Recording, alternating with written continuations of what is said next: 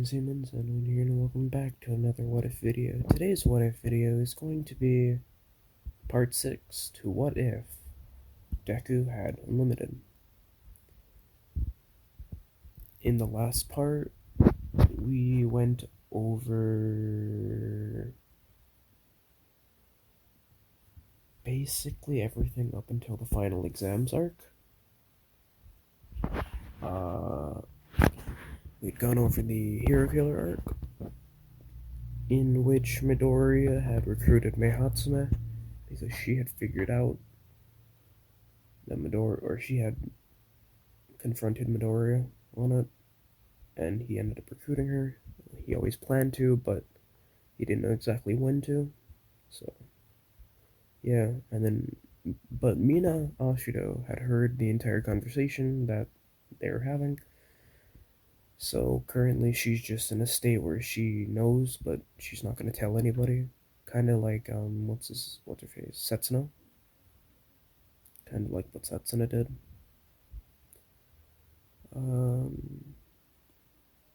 Yeah.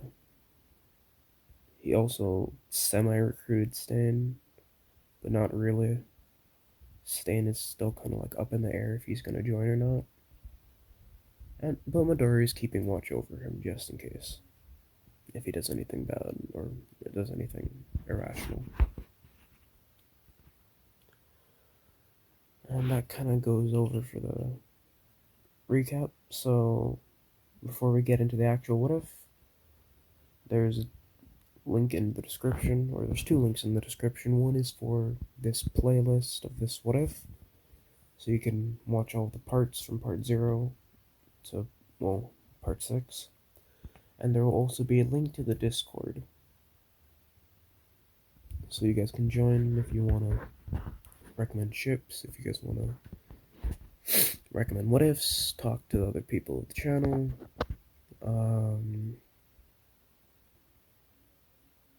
If you guys want to see early concept arts for what ifs, vote on thumbnails, vote on subscriber specials and holidays and things of the sort. So yeah, just be aware that you guys can do that, and the link is in the description. With that being said, let's get into the quirk recap, or the ability recap. Midoriya currently has access to explosions. He has the ability to breathe in liquid, solidify liquids, to blow out pressurized air.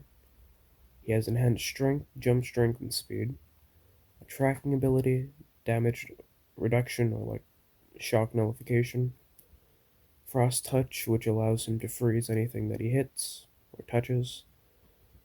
He can control it.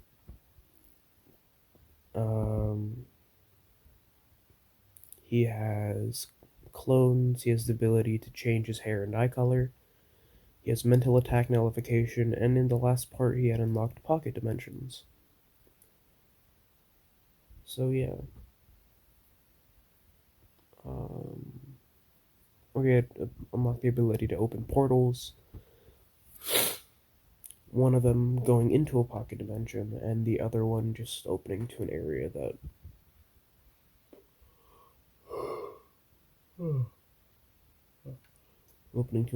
that he predetermines.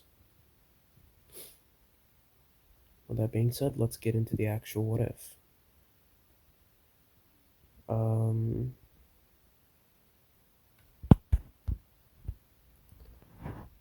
Midori is sitting in class, and that's when Aizawa goes up to him, or not up to him, but Aizawa begins speaking, informing the class that soon they will begin the final exams.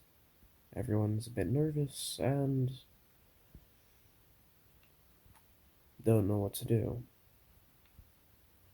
The things typically happen in canon as they do, but Mina is far more reserved as of recent times. And everyone's starting to take notice. Nobody knows exactly why, but people are beginning to get slightly worried. Mina, on the other hand, tells them not to worry about it and just tries to continue to act normally, but she can't. Midori asks what's wrong, but that's when it gets worse. She becomes even more reserved whenever Midori talks to her, and people can begin to see this. Midori sees this as well and decides that it'd be best for both if he just left her alone for the time being. Midori doesn't need to do much studying because, well, he has photographic memory. So, times go back, or times go on, and Midori is just doing his vigilante work. But while he's doing his vigilante work, he calls a meeting, tells everyone to meet with him. Everyone in the vigilante corps. They all wonder what's going on and what's wrong, but Midoriya just hands them all one of the watch things. They question what this is, but Meihatsume takes the liberty of explaining. She explains all the different features it has, as well as what they're used for. For communication, for Midori to send out SOSs, and for everyone else to send out SOSs, and for Midori to make large announcements to everybody as long as they're wearing the watch. They understand, and Midori tells them to keep it on their person at all times, for just in case scenarios and emergencies, but they don't need to keep it on them. Like, they don't need to keep, they don't need to physically wear it. They can keep it in their bag or something. They all understand and go on patrol like they usually do. Some more time passes, and the final exams are ready to begin. For simpleness sake, I'm going to say that the people or the teams that were in the final exams, all the teams, are going to stay the exact same as they did in canon.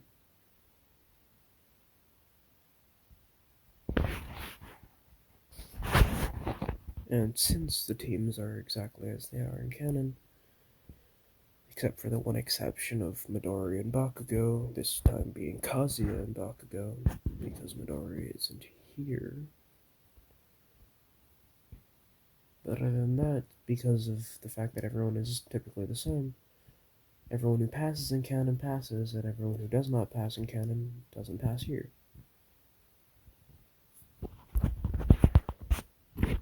All the battles, or all the trials, all the trials go exactly as they did in canon, except for Bakugo and Midoriya against All Might, which we will be talking about right now.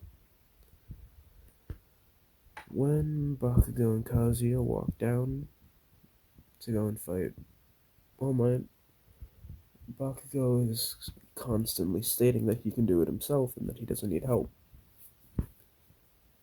But Kazuya is constantly countering back that they both need to fight. They both need to fight All Might because this is a group thing. It doesn't matter if he can take him down by himself. What matters is that they work together, because that's the entire point of, well, having a team. Bakugo scoffs and brushes Midoriya off, but as soon as he does this, All Might comes out and immediately sends a strong punch to Bakugo. As soon as this happens, Bakugo is unable to dodge and gets sent into a nearby building. Midoriya, unsure as to what happened, immediately turns around and kicks All Might in the face, sending him through another building. Midoriya runs over to Bakugo, grabbing him, and they both start running to devise a plan. Bakugo doesn't like working with Kazuya, but seeing as though they have no other choice, They have to work together.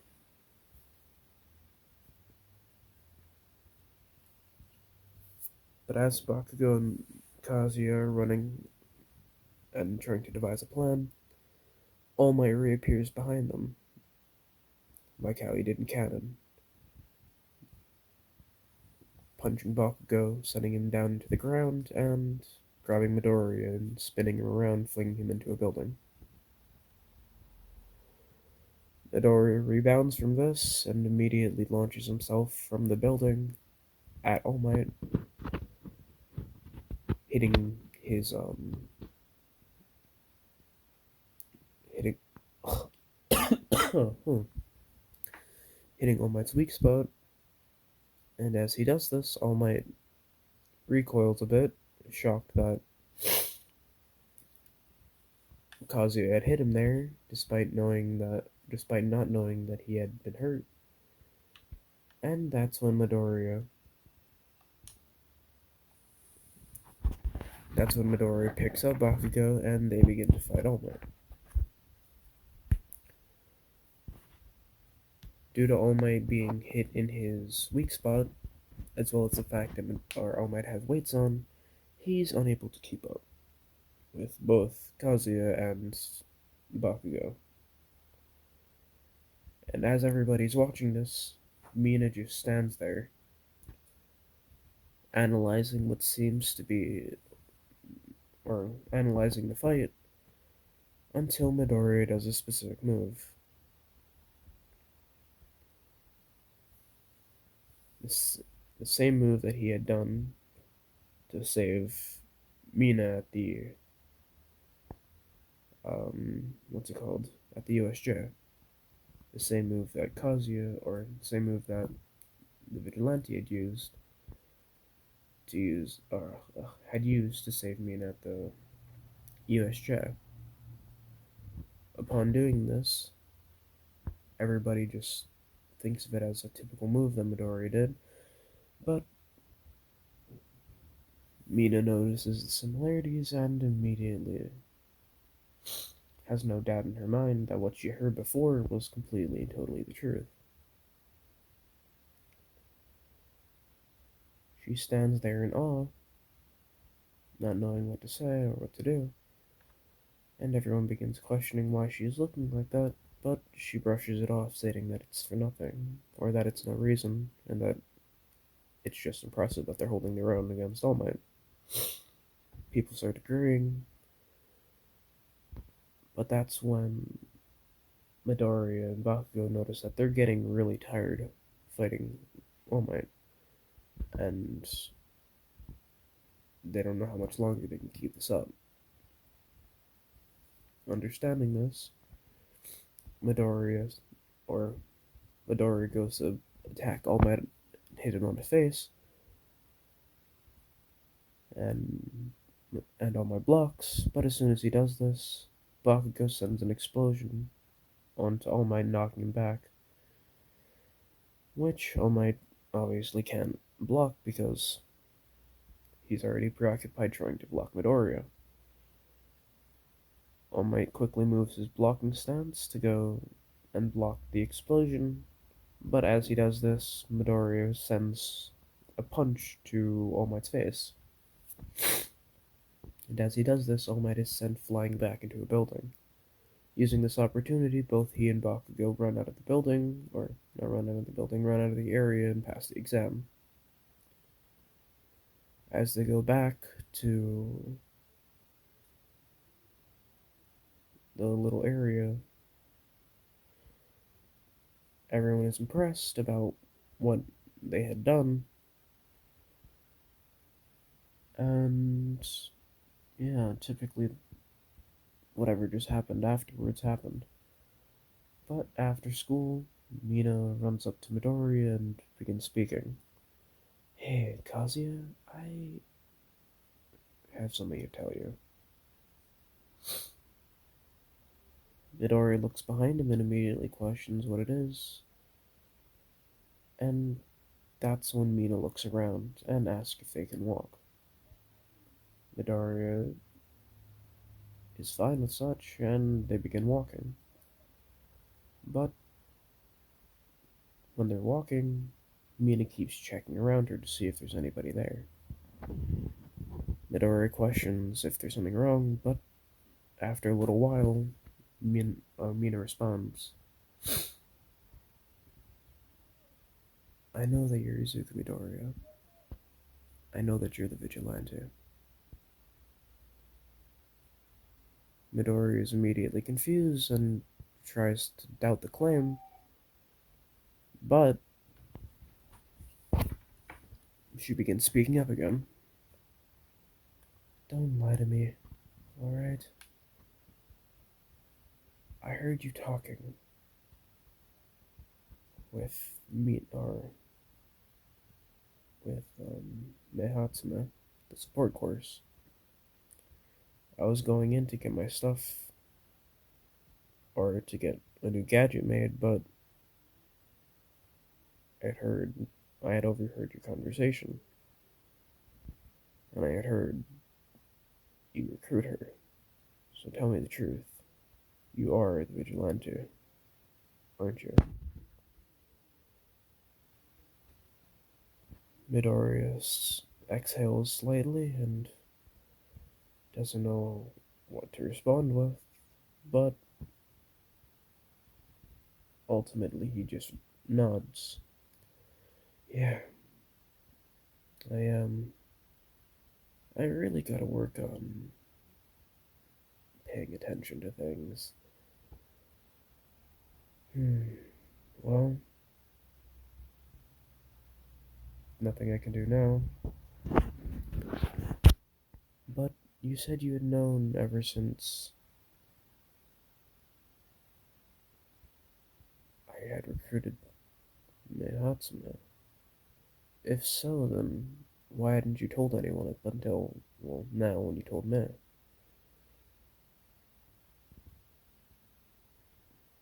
Mina doesn't know what to say, and she just states that she didn't want to tell anybody.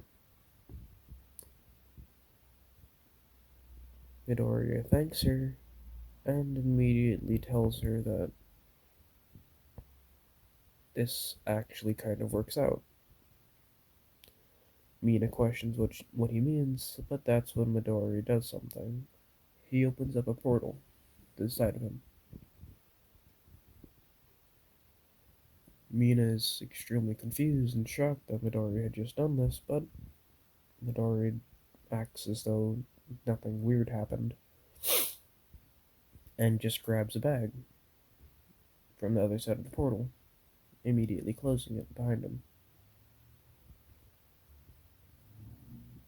Mina is confused as to what Midori grabbed, but Midori is holding onto this bag, and he begins asking her questions.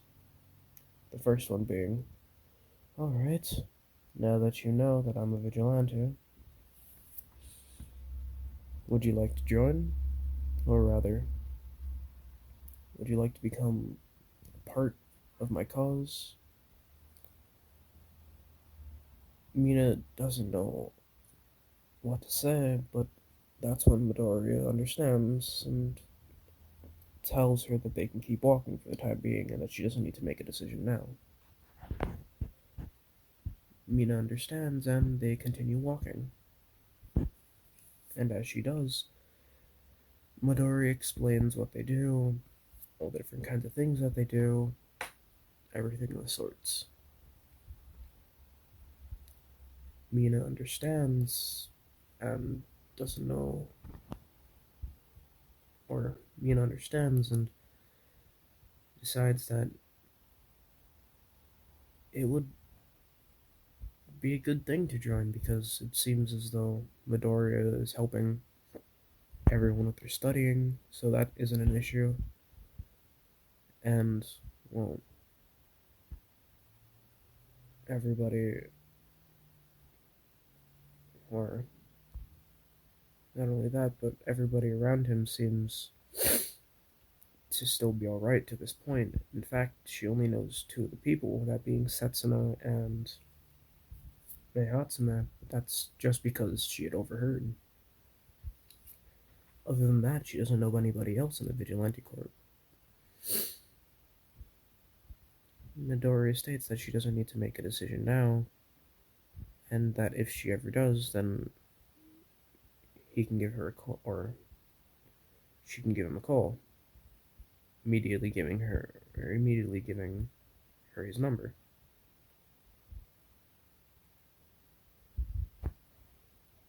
Mina thanks Midoriya, but as he's walking away, she states that, yeah, she'd like to join. Midoriya turns around shocked that she had responded so quickly, but ultimately he's alright with it.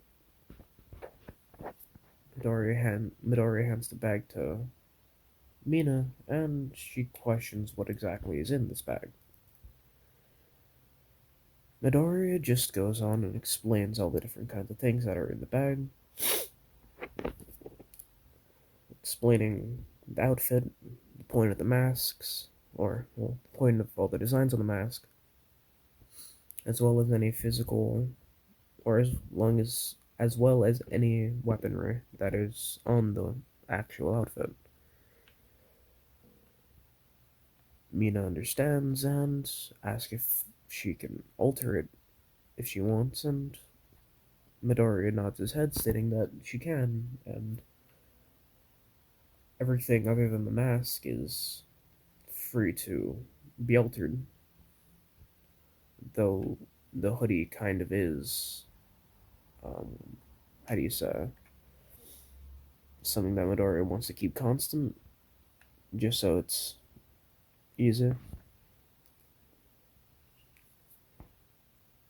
And the mask kind of can't be altered, because Midoriya had made it a certain way for a reason. But for anything else, she can just tell um, Mei Hatsume, and she'll probably get to work on it at some point. Mina understands and questions when they're going to actually do everything. Midoriya states that he's going on patrol later on today with everybody.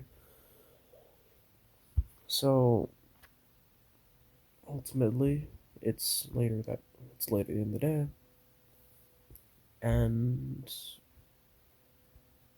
he'll know when to go out because the watch that he had given her inside the bag will inform them that they're going on patrol, or at least that he's going on patrol. Joining him is optional, but it'd be greatly appreciated, seeing as though she's a part of the actual combat squad. She understands, and she goes on continuing as she normally would until, well, everyone comes by, or until everyone begins their patrol, as they usually do. Everybody sees the new face, and that's when Setsuna, wearing her mask, turns to Midoriya, with the voice changer still active.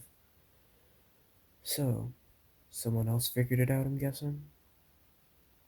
Midoriya, looking distraught, nods his head and states that, yeah, somebody else had figured out. Setsuna rubs her temples and immediately states that Midoriya needs to stop doing this, but ultimately it's alright, seeing as though at least it was someone that they had planned to recruit for a while. Midoriya nods, but states that he needs to stop doing things like that and needs to pay more attention. Setsuna agrees as they continue going on their patrol. While they're patrolling, Midoriya tries out his portals and tests what living things have, or test how living things experience life inside the portals.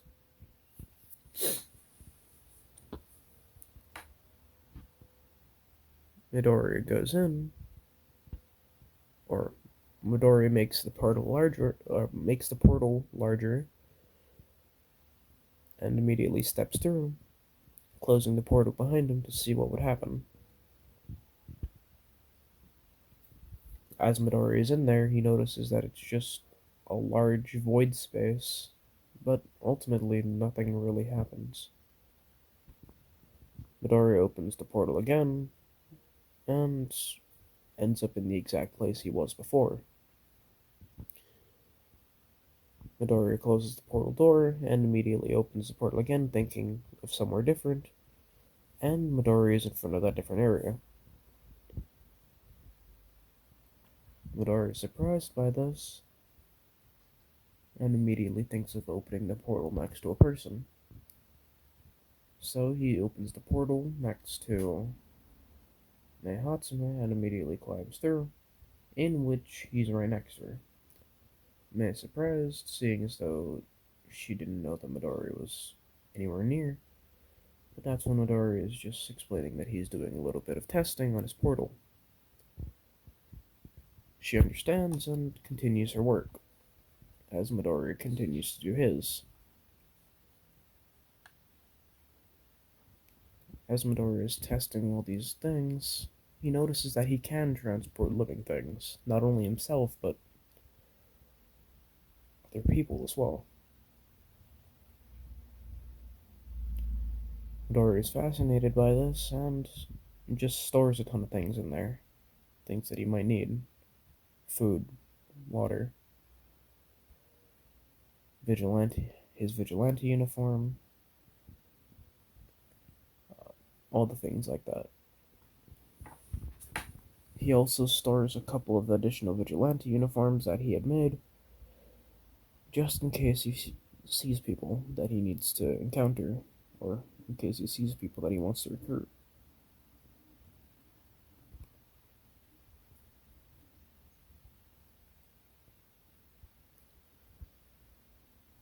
More time passes, and everyone notices that Mina has a better mood than usual, and she's far more talkative with Midoriya. Everyone assumes that, well, something happened, but they're not exactly sure as to what.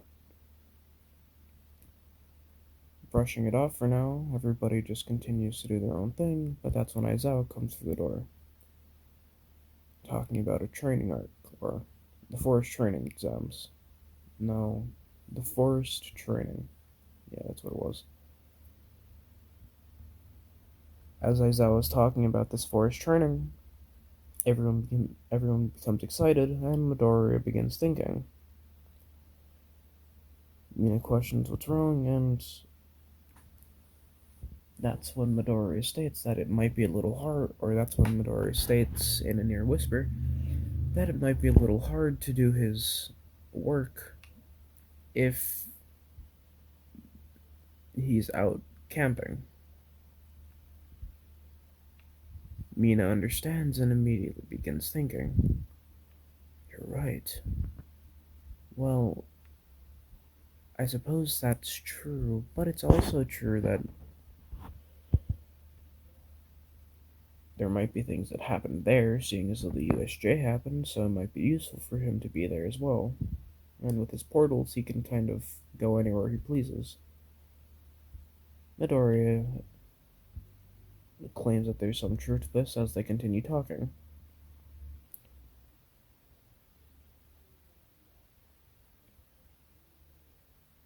Some time passes, and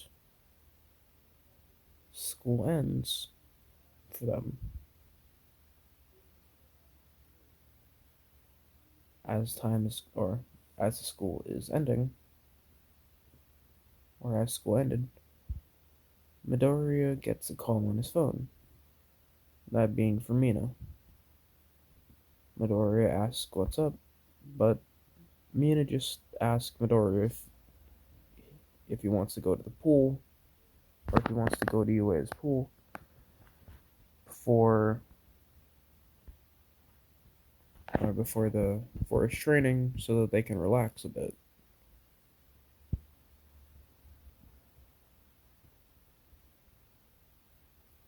And then afterwards go to the mall to go and buy things for that same forced training.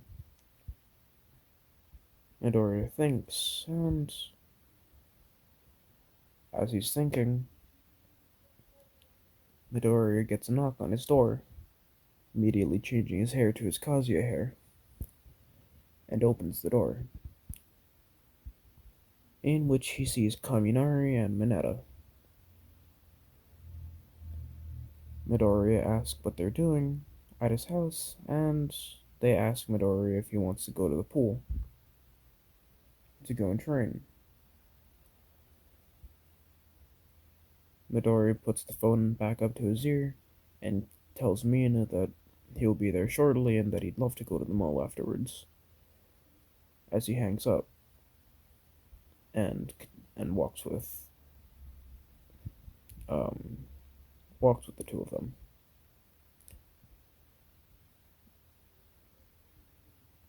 Midori informs a ton of the other people in the class that they're going to be training at the pool, or himself, Kaminari, and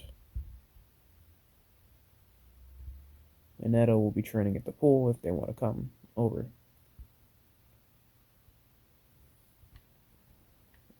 In which what happens in canon, and or well, not canon. What happens typically happened, and everybody goes.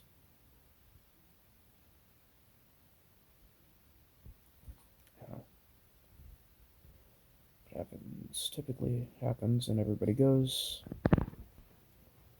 In which Mineta and Kaminari are distraught, and everyone begins training, with Midoriya occasionally taking a break to relax with Mina and the rest of the people there.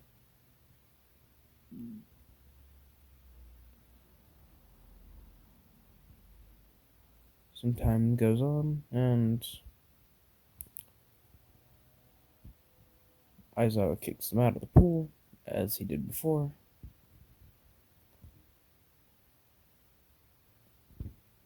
And yeah.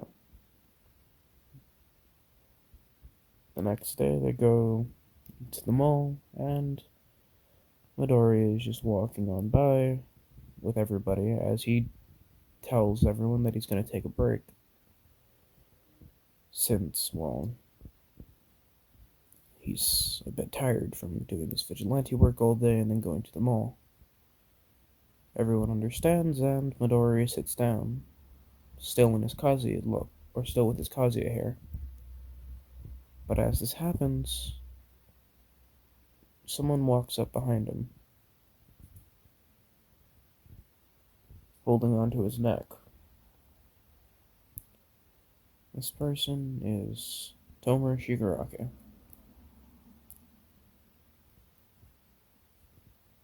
Midori questions why exactly Shigaraki's here of all places, and Shigaraki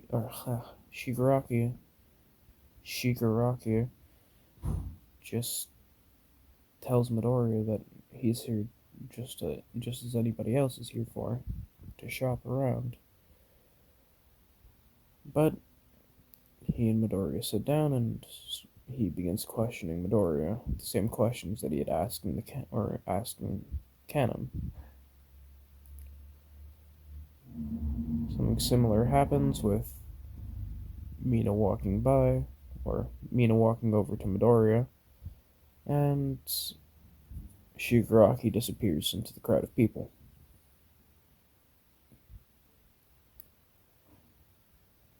Mina questions what happened, and Midoriya states that Shigaraki had been here, and he can't, and he would have, and he didn't exactly know what to do.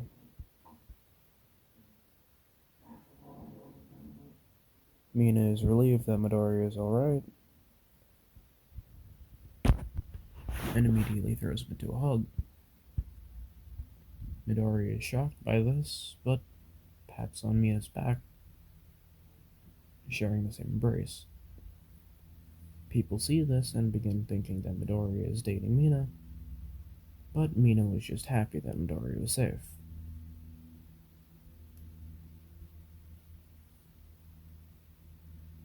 When Midori goes home, he sees that a letter is, well,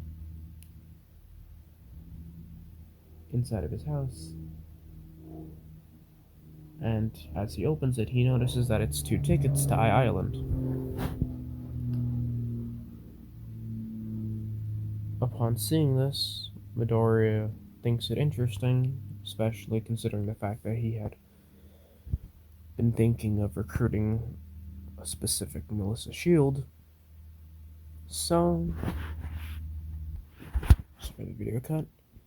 So, Midori asks Setsuna if she would like to go to Island with him to go and not only see the sights, but recruit Melissa Shield if possible, and Setsuna agrees. Setsuna wonders how they're going to get their vigilante uniforms on board without, raising a high amount of suspicion, but that's when Midoriya opens the portal and puts his stuff inside the portal, along with Setsuna's belongings.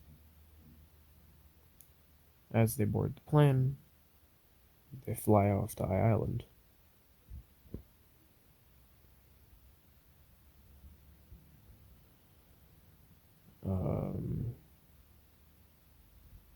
Midori is looking around for quite some time and just relaxing,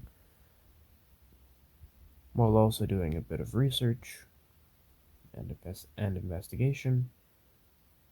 And as Midori is writing down one of his notes, as he and Setsuna are talking, he bumps into somebody. Midori, having, well, an extremely physically strong body, barely moves, but notices that he had knocked somebody over, immediately putting his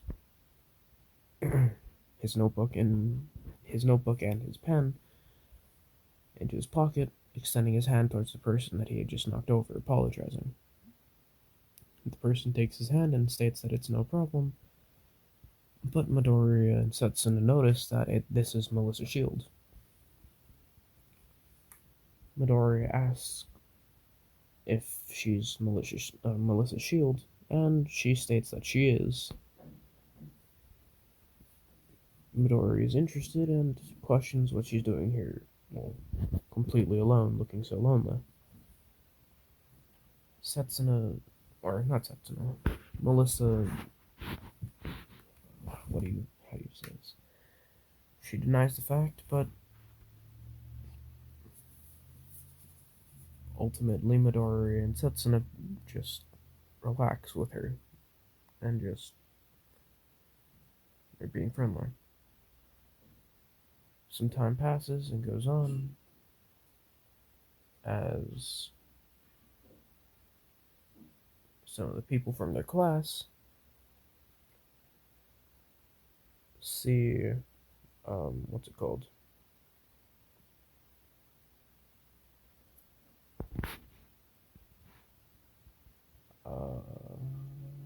Some of the people from their class see Kazuya, or Midoriya, relaxing with Setsuna and Melissa Shield. And upon seeing this, they immediately question what Midori is doing and why he hadn't invited Mina. Midori questions what they mean, and that's when they immediately begin speaking up, questioning that isn't Midori dating Mina. Upon hearing this, Setsuna becomes bright red and looks over to Midoriya, as Midoriya holds a confused look on his face. Midoriya states that he isn't dating anybody and is extremely confused. But that's when people start making claims as to what had happened before and immediately question why Midoriya and Mina look so happy talking and why she had suddenly started talking to him an extreme amount, as well as the fact that she had hugged Midoriya earlier when they were at the mall. Midoriya tries to make a counter argument, but that's when a large explosion is heard in the distance. Midoriya, wanting to get out of this awkward conversation, immediately states that everyone should try and look at the explosion and what had happened.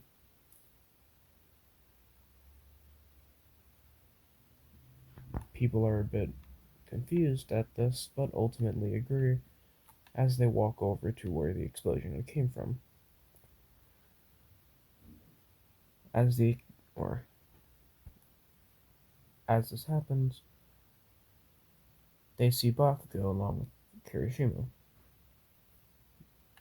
They question how he got there, or how they got there, but Bakugo just states that he had bought tickets to the expo, and everyone's completely acknowledging that fact and is alright with it.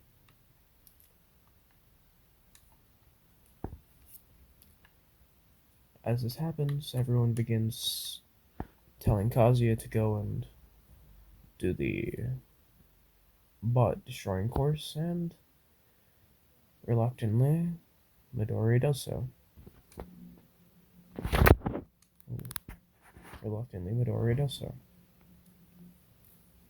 As Midori is getting ready, Melissa starts watching him, and that's when he starts blitzing. As soon as the timer begins, it seems as though the timer had stopped again.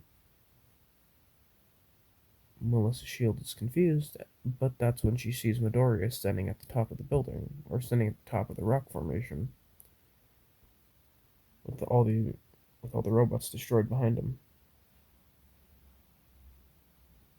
Everyone is impressed at Midoriya's ability, but Melissa's shield looks at it differently. Midoriya had held back quite a substantial amount as well. And that's when she thinks about giving Midoriya the full gauntlet, thinking that he might not be able to control his full power yet. But after some time, the things go as they did in canon, with Melissa inviting everybody over to the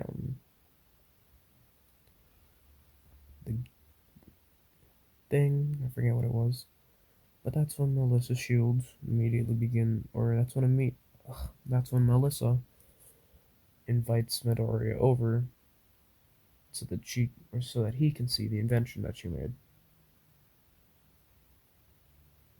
Midoriya agrees, and that's when Midoriya sees Melissa's full gauntlet.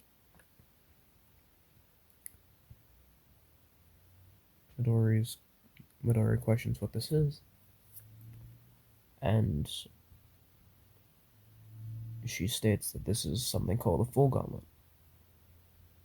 This is going to allow Midoriya to use his full power. Midoriya questions what she means, and she states that she had seen Midoriya holding back on the little robot thing. And Midoriya states that he hadn't held back, or that he had only held back because he didn't want to destroy the rock formation. Melissa's shield is impressed, and Midoriya states that he's grateful for the offer, but he's able to control the abilities he has now. He just doesn't want to go all out, fearing that he's not going to hurt himself, but he's going to hurt other people. Melissa understands and puts the full gauntlet away, but that's when Midoriya still admires that its craftsmanship is extremely good, and questions what Melissa wants to do when she grows up. She states that she would always dream about being a hero, but seeing as though she doesn't have a quirk, then, well, she can't really be one. So she decided to be the next best thing and be a support course, or someone who builds support items for heroes. Midori hears this and immediately becomes slightly saddened. Melissa questions what's wrong, but Midori states that it's nothing and that it's a shame that they live in this kind of society where people with quirks are the only kind of people that can be heroes. Melissa agrees and states that she would love to be a hero, but due to her not having a quirk, it's kind of difficult. Midori understands and has an idea, but ultimately he knows that probably wouldn't work. It probably wouldn't work in recruiting her right now, so he waits. He tells Melissa that he has to get ready for the gala thing, and he goes off, and so does Melissa, getting ready for her, or getting herself ready as well.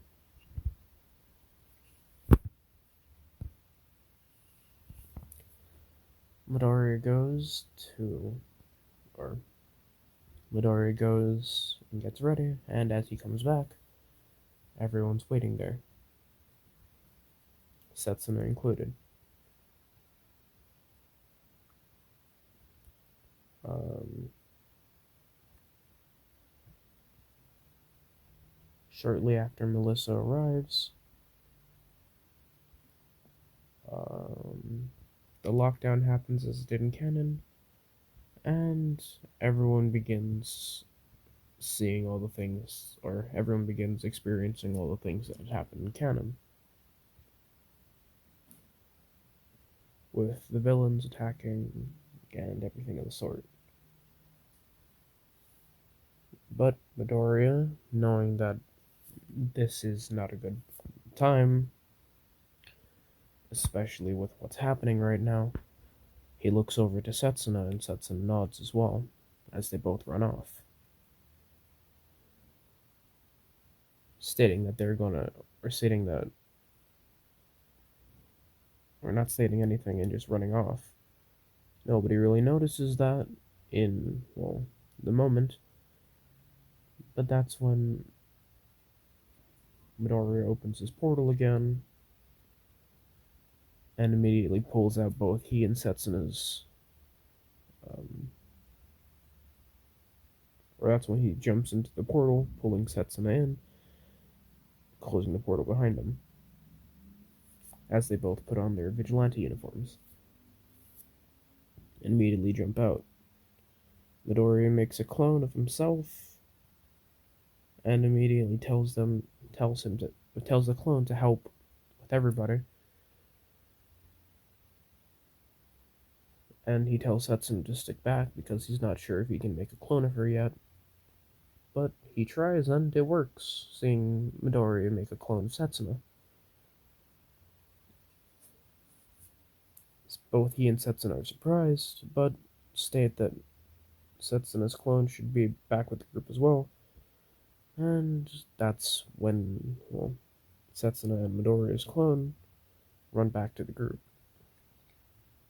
as he and Setsuna go around patrolling and fighting off the villains. Things happen as they typically did in canon, with everyone going through the levels, but that's when Midoriya and Setsuna circle back around to go and, well, make sure that everybody in the class is safe. They both go around, and Midoriya notices that some of the group are a bit cornered by a ton of the robots, and they're unable to deal with them. As this happens, Midoriya drops down in his vigilante uniform and takes care of a large sum of them. Taking care of a large sum of them using his explosions and pressurized air to knock away or blow up a ton of the robots.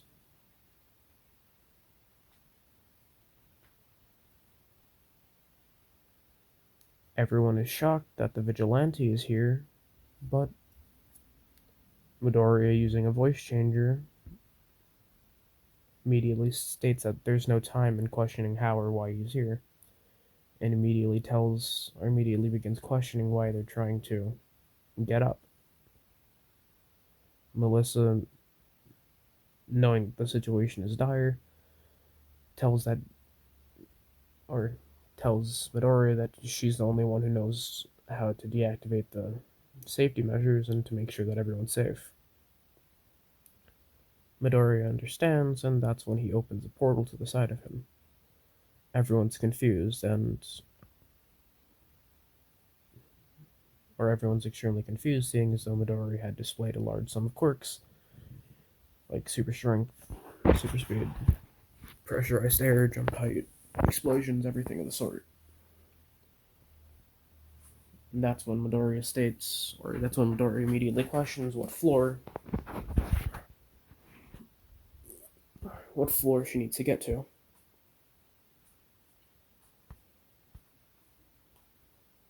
She states that she needs to get to the top floor, basically almost on the roof. Midoriya understands and immediately grabs onto Melissa's arm, apologizing and pulling her through the portal. Everyone is shocked and scared, but as they look through the portal, they see that they're on top of the building, or on the roof area of the building.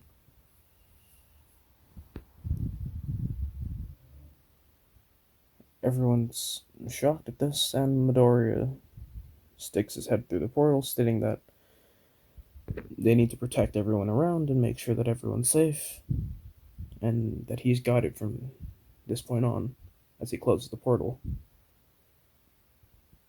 Melissa's grateful for Midoriya's help, but Midoriya states that it's not over yet and he still has a lot of work to do. Escorting her is one of the things that he needs to do, so he questions where she needs to go.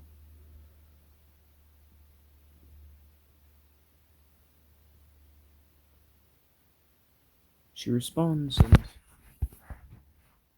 tells Midoriya where to go, and as this happens, Midoriya knows that the person that is here is David Shield, Melissa's father. He holds Melissa back to see what exactly is happening, and Melissa, understanding, stays quiet for the time being. They see what happened in canon with David Shield being the villain, or being villain-like, to steal the gadget for All Might. And that's when Midoriya mumbles under his breath, "So it's a lot worse than I thought." Melissa questions what this means, but Midoriya states that it's nothing important right now, and that they need to stop David Shield from making decisions that he will soon regret.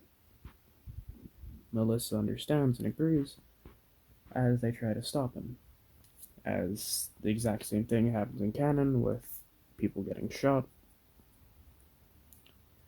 and everything of the sort.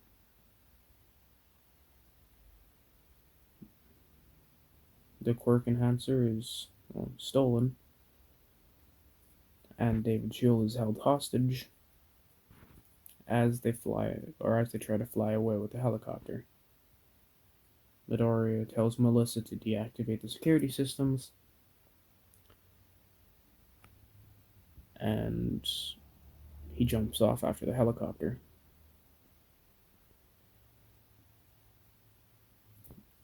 Midoriya throws the helicopter down, making sure to save the pilot, the villain, and David Shield. Midoriya places David Shield down, somewhere safe, as he goes to confront the villain. Midoriya places the pilot and David Shield down somewhere safe, while while locking both of them up, and he goes to confront the main villain. The main villain tries to do what he had done in canon with all the metal flung everywhere, but Midoriya, not having time for this and needing to make sure that everyone is safe, opens a portal at his feet, jumps through, opens a portal at the top of the guy's head, and immediately sends a large explosion above him, sending him rocketing downwards. As Midoriya is rocketing downwards, he immediately throws a large punch that he uses to freeze the entire villain on a base level. Nothing like harsh freezing, but more of like an ice block around him to serve as kind of a prison.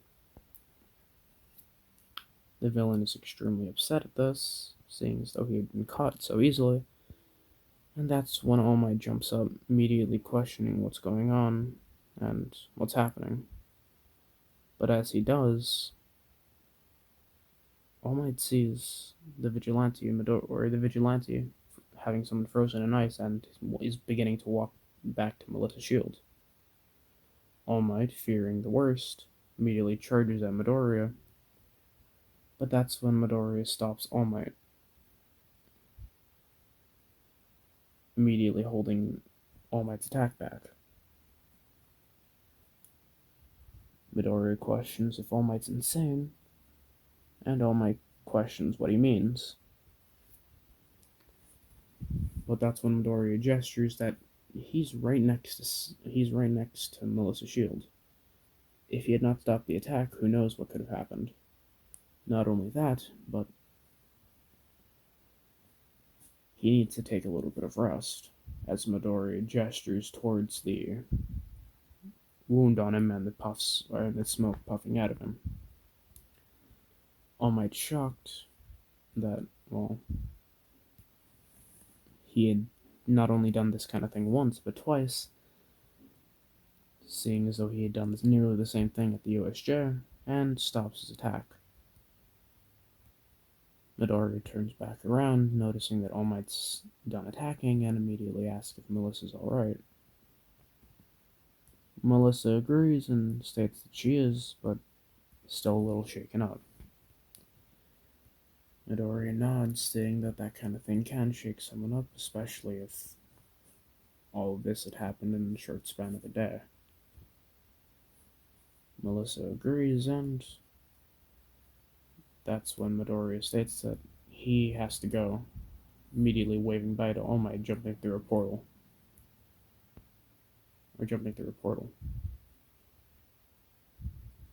Midoriya makes a portal behind Setsuna and pulls her through, with Setsuna thanking him. Midoriya states that it's no problem, as they both change back into their typical uniform that they had before. Midoriya, or after some time, notice Midoriya is looking around to make sure that his clones go somewhere that, well, wouldn't be too suspicious, but is out of sight. And upon doing this, he and Setsuna swap spaces with their clones, and immediately return back to the Earth, with everybody talking about how it was an odd moment that, well, the vigilante is here. Immediately agreeing, Midoriya states that it was bit unexpected, Setsuna stating nearly the exact same thing. Some time passes, and Melissa is looking around for the vigilante and questioning who exactly he was, wanting to express proper thanks. But that's when Kazuya appears behind her, immediately tapping on her shoulder.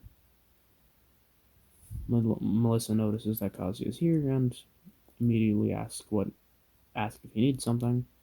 But that's when Kazuya motions for Melissa to follow him. Melissa doesn't exactly know why, but she does so. And Midori makes a portal at her feet, immediately teleporting the both of them up to where Setsuna is. Melissa is shocked by this and immediately questions what happened. But before she can, she sees that Midori is getting yelled at by Setsuna. Or that Kazuya is getting yelled at by Setsuna. Her stating that Midori had taken far too long to find her, especially for someone with a tracking ability. Midori apologizes, and that's when Melissa questions what exactly Setsuna means by her having a tracking ability, or by Midori having a tracking ability.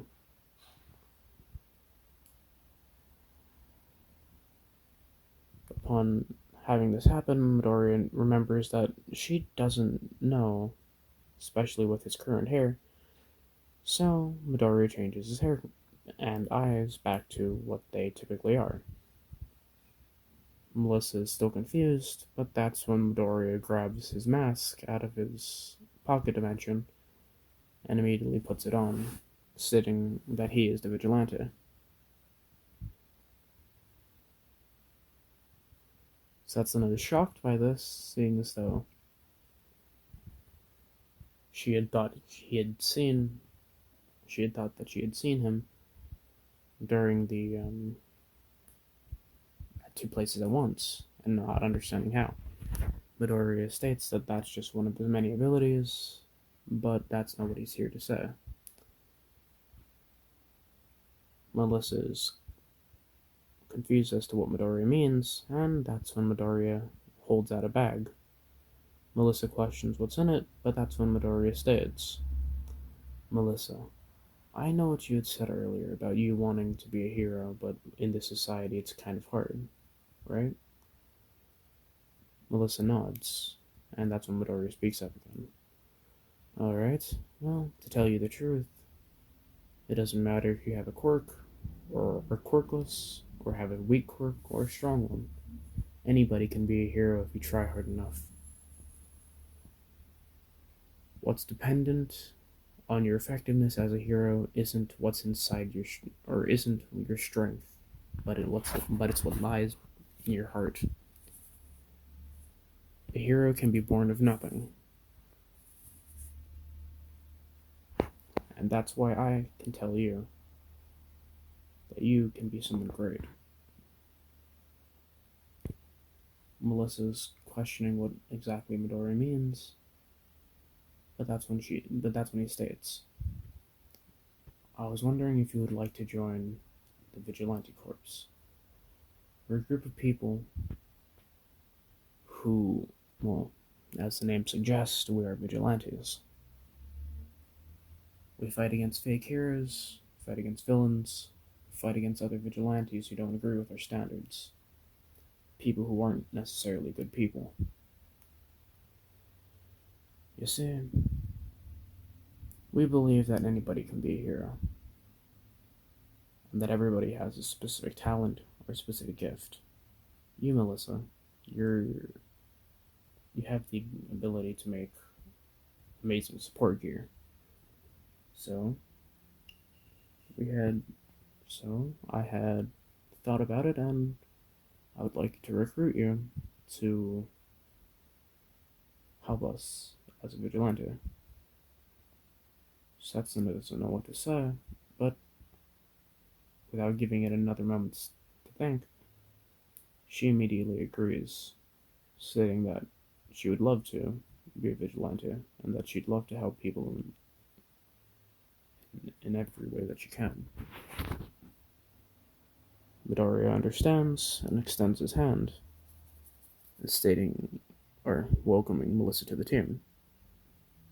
Melissa shakes his hand and pulls Midoriya into a hug. Setsuna is clearly a little irritated at this, seeing so Midoriya gets hugged by seemingly everyone. So, to counter, Setsuna hugs Midoriya back as well. And that's where we'll be ending off today's What If. Today, I know the What If is a little bit shaky today, but I'm sorry. And yeah,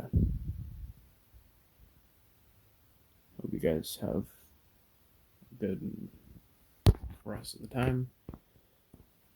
Join the Discord if you want. There's a playlist for or you guys can check out other What Ifs on my channel if you want to. And yeah, with that being said, see ya.